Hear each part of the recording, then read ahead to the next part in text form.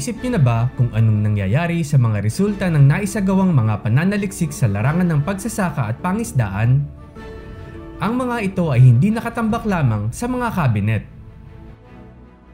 Ang Department of Agriculture, Bureau of Agricultural Research o DABAR, bilang tagapondo at tagapangasiwa ng mga pananaliksik para sa sektor ng agrikultura, ay isinisigurado na ang na-develop ng mga teknolohiya at produkto ay nakararating sa mga dapat nitong mabiyayaan.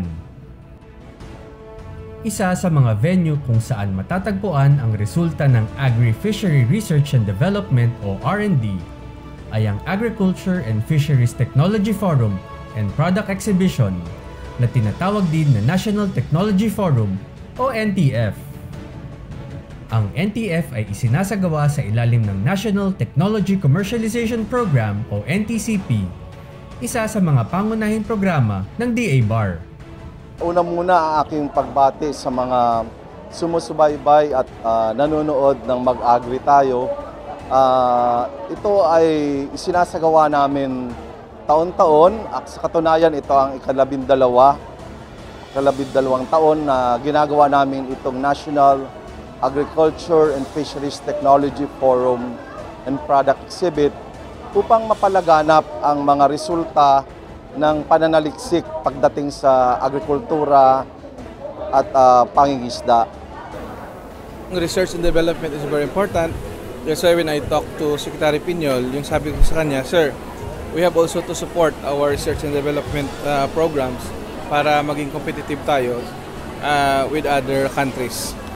And also, isang aspeto din sa ating pagsasaka is that we have to fully mechanize na talaga. Hindi na po tayo makakompete sa other countries if we're still going to use yung mga traditional ways natin. That is why under sa administration ni Secretary Piñol is pushing for the full mechanization of our farming in 6 years.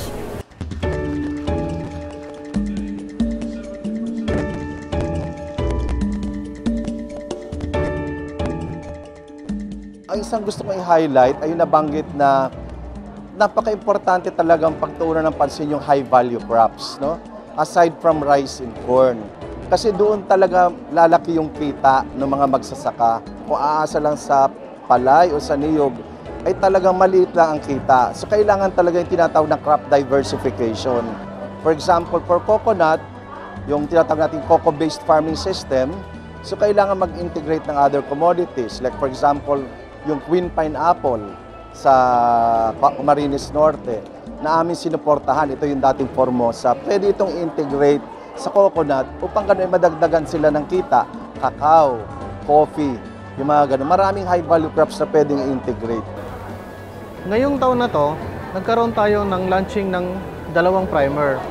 Ang una yung NTCP primer, ang pangalawa ang primer ng TICAO or Technology Commercialization on Wheels. Maliban dyan, nagkaroon din tayo ng launching ng 3 libro. Ang NTC Primer, ito yung bali 5-minute audiovisual presentation kung saan pinapakita natin ang ginagawa natin sa programa ng NTCP. Napapaloob dito yung technology sourcing, technology promotion, market linkage, at pagbibigay ng intellectual property protection sa ating mga researchers. Ang TICAO Primer ay isa rin itong audiovisual presentation na nagpapakita kung ano ang ating technology commercialization on wheels. Kung saan ang sasakyan na nakita nyo po ay iikot sa ating kanayunan para magdala at mag-introduce ng mga teknolohiya na maaaring pakinabangan ng ating mga mangingisda at magsasaka. Yung 3 libro na nilaunch natin ay ang dalawa doon ay tungkol sa mga priority programs ng BAR. Isa rito yung unang-una rito pala ay yung RDAP kung saan ito ay binubuo ng programa natin for the next 5 years. And yung pangalawang libro ay Climate Change RDAP. Nakapokus ito sa mitigation on climate change. Yung unang 2 libro ay in-house publication ng BAR. Yung pangatlong libro natin is more of parang success stories on organic farming. Ito ay nagbuhat sa ating isang bar-funded project.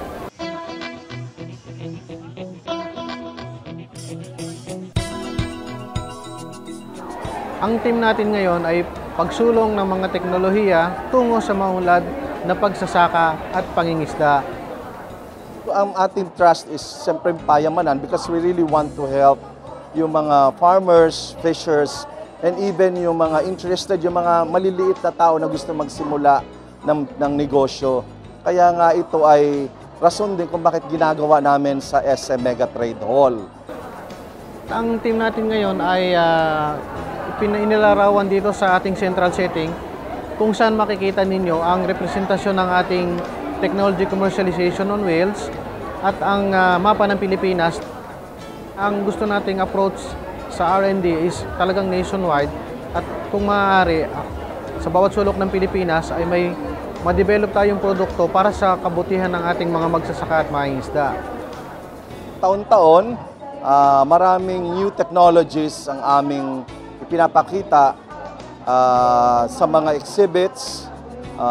Actually, for this year, we have 95 exhibitors, and these are exhibitors coming from different regional field offices of the Department of Agriculture. Andyan din yung mga BIFAR regional field offices at ibang partner institutions namin like state universities and colleges, and even private sector associations. Some of these products are already in the mainstream market. I'll cite some products. One is Gormix. This is a product we launched in 2014, and it's a mixture of different ingredients like adlay, corn grits, soybean, and even yung mga herbs and spices like turmeric or yellow ginger. Ito ay ginagamit na sa ABS-CBN Foundation sa kanilang programa Henyo. At sa katunayan ay ang research center namin sa DA Region 2 ay nagbibigay ng supply sa kanila every 2 months. Aside from that, ito ay makikita na rin sa 9 LCC supermarkets sa Bicol. May commitment in the National Feeding Program of President Duterte. This is one of the food items that will be used during the feeding program. So, napakalaking contribution itong isang research na gawa namin pagdating sa cereals, no, itong sa crops.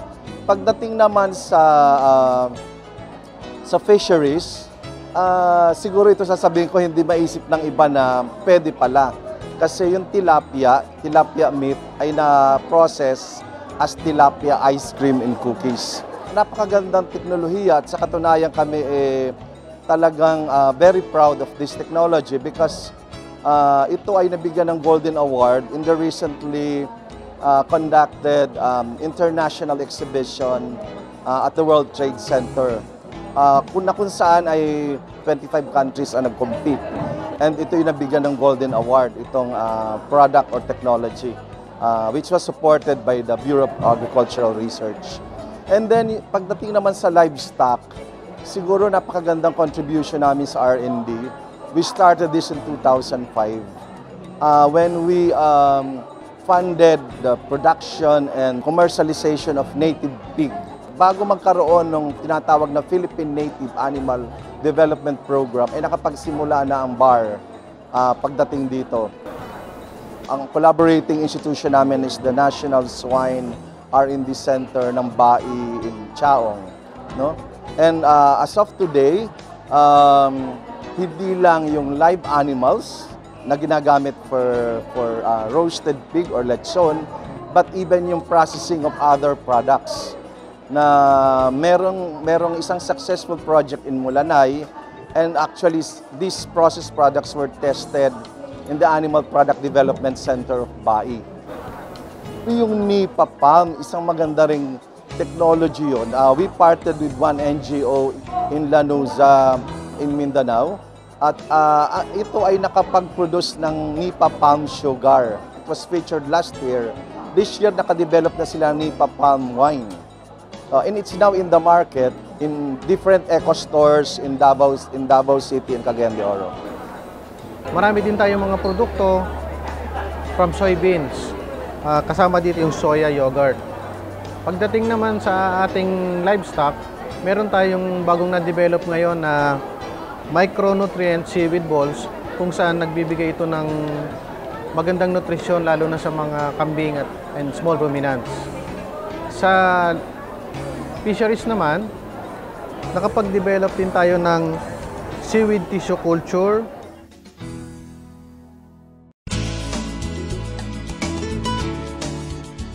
Marami pang teknolohiya na makikita dito sa yearly event namin. We call it NTF.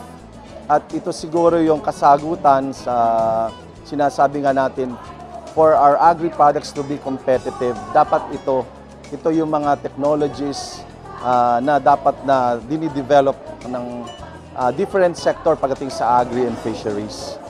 Ang purpose talaga is really to present to the public, lalo na yung mga gustong mag-business pagdating sa agriculture and fisheries. Makita nila na marami pala mga technologies supported by government, lalo na yung aming agency, yung Bureau of Agricultural Research, na pwedeng gamitin sa negosyo. Very important yung event na ito. Papakita dito na yung mga technologies, yung mga products natin, we are value adding our products para kikita yung ating mga farmers. Sa ating mga farmers, tayo po ay maging open. Let us embrace the technology. Marami na po yan.